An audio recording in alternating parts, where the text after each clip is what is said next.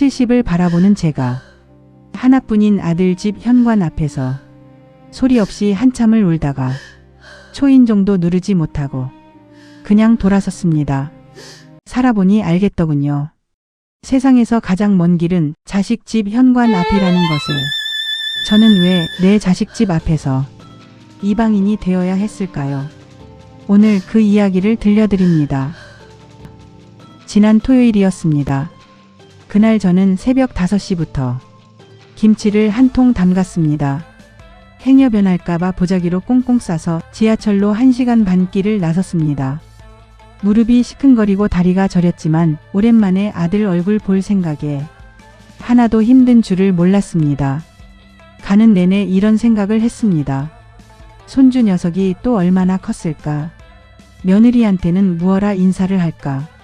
아들이 좋아하는 된장찌개도 다음엔 한 냄비 끓여다 줘야겠다. 그렇게 설레는 마음으로 아들네 아파트 앞에 섰습니다. 엘리베이터를 타고 올라가 초인종을 누르려고 손을 들었습니다. 그런데 바로 그 순간 문 안에서 웃음소리가 새어 나왔습니다. 며느리의 밝은 목소리, 손주가 까르르 넘어가는 웃음소리, 아들이 무어라 농담을 하는 소리. 참 화목하더군요. 저 없이도 그 집은 더없이 따뜻했습니다. 저는 들었던 손을 슬며시 내렸습니다. 괜히 왔구나. 지금 들어가면 저 웃음이 멈추겠구나. 눈물이 핑 돌았지만 손등으로 가만히 닦아냈습니다. 행여 누가 들을까 소리조차 내지 못했습니다. 김치통을 문 앞에 가만히 내려놓고 저는 다시 엘리베이터로 향했습니다. 집으로 돌아오는 1시간 반 내내 저는 자꾸만 눈시울이 뜨거워졌습니다. 하나뿐인 내 아들 집인데 나는 왜 그 문을 못 열었을까? 사실 처음부터 이랬던 건 아닙니다. 몇 해 전만 해도 저는 아들네 집에 스스럼 없이 드나들었습니다. 반찬도 해다 나르고 손주도 봐주고 며느리와 마주 앉아 수다도 떨었지요. 그런데 언젠가부터 제 발길이 조심스러워졌습니다. 한 번은 이런 일이 있었습니다. 제가 며칠 머물며 살림을 거들던 어느 밤 방 안에서 며느리가 나직이 한숨 쉬는 소리를 들었습니다. 며느리를 탓하는 게 아닙니다. 젊은 사람도 제 집에서 마음 편히 쉬고 싶었겠지요. 그 마음 저도 다 압니다. 하지만 그날 이후로 저는 내가 짐이 되는구나 싶어 한 발짝 또 한 발짝 물러서게 되었습니다. 아들이 미운 것도 아니었습니다. 며느리가 싫은 것도 아니었습니다. 그저 미안했습니다. 내가 그 문을 열고 들어가면 그 따뜻한 웃음이 잠깐이라도 멈출 것만 같았습니다. 며느리는 얼른 일어나 상을 차리겠지요. 아들은 피곤한데도 제 눈치를 보겠지요. 손주는 할머니가 어색해 슬그머니 제 방으로 들어가겠지요. 생각이 거기까지 미치니 도저히 그 초인종을 누를 수가 없었습니다. 아들 키울 때는 안 그랬습니다.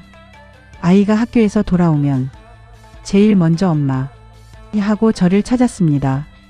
배고프다고 속상하다고 시험을 잘 봤다고 무슨 일이든 저한테 달려왔습니다. 비 오는 날이면 우산을 들고 교문 앞에서 그 아이를 기다렸지요. 젖은 머리를 닦아주면 세상을 다 가진 듯 행복했습니다. 그때는 제가 그 아이의 전부였습니다.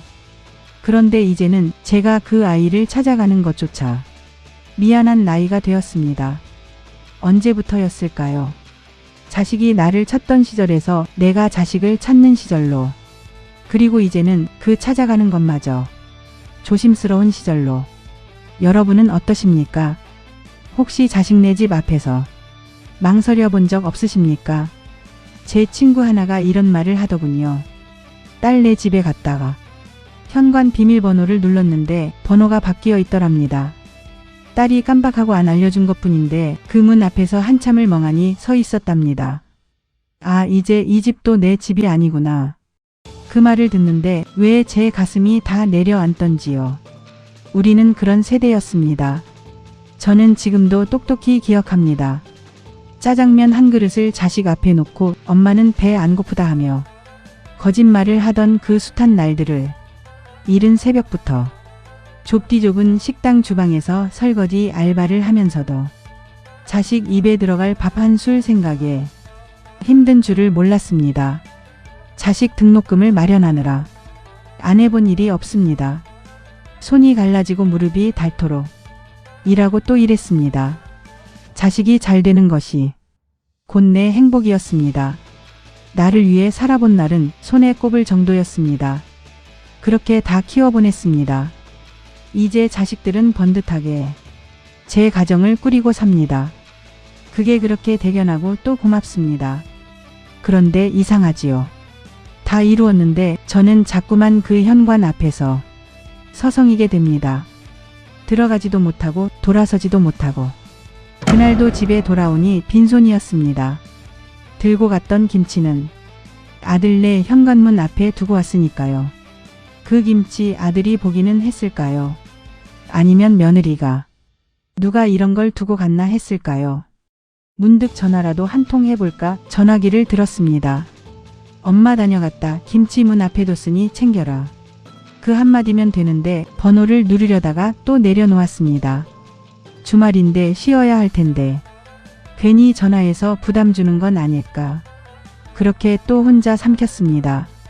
자식한테 서운하다는 말 저는 평생 한 번을 못 해봤습니다. 서운한 마음이 들 때마다 내가 부족해서겠지 하고 저를 탓하기 바빴습니다. 밤이 깊었습니다. 남편은 텔레비전을 켜놓은 채 소파에서 잠이 들었고 저는 그 옆에 앉아 어두운 천장을 올려다보았습니다. 나는 누구의 엄마였고 누구의 아내였고 그런데 나는 누구였을까? 평생 가족을 위해 살았는데 정작 내 이름으로 산 날은 단 하루도 없었던 것만 같았습니다. 그런데 다음날 아침 제 생각을 송두리째 뒤집는 전화 한 통이 걸려왔습니다. 아들이었습니다. 엄마, 어제 우리 집 다녀갔어? 문 앞에 김치 있던데 왜 그냥 갔어? 들어오지 그랬어? 목이 메어 말이 나오지 않았습니다. 아니야, 지나가는 길에 잠깐 들렀다. 너희 바쁠까봐 그냥 왔어. 아들이 한참 말이 없다가 조용히 그러더군요. 엄마, 다음엔 그냥 들어와. 거기 우리 집이잖아. 엄마가 못 올 때가 어디 있어? 거기 우리 집이잖아.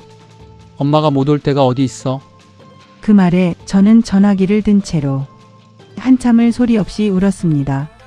제가 그동안 착각하고 있었던 겁니다. 자식이 저를 밀어낸 것이 결코 아니었습니다.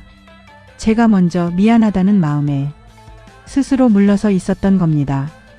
자식은 저를 떠난 게 아닙니다. 제가 키운 그대로 제 삶을 잘 살아가고 있는 것뿐입니다.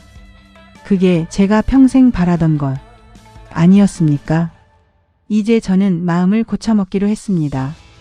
현관 앞에서 망설이는 어머니가 아니라 당당하게 초인종을 누르고 나왔다 하고 웃는 어머니가 되기로.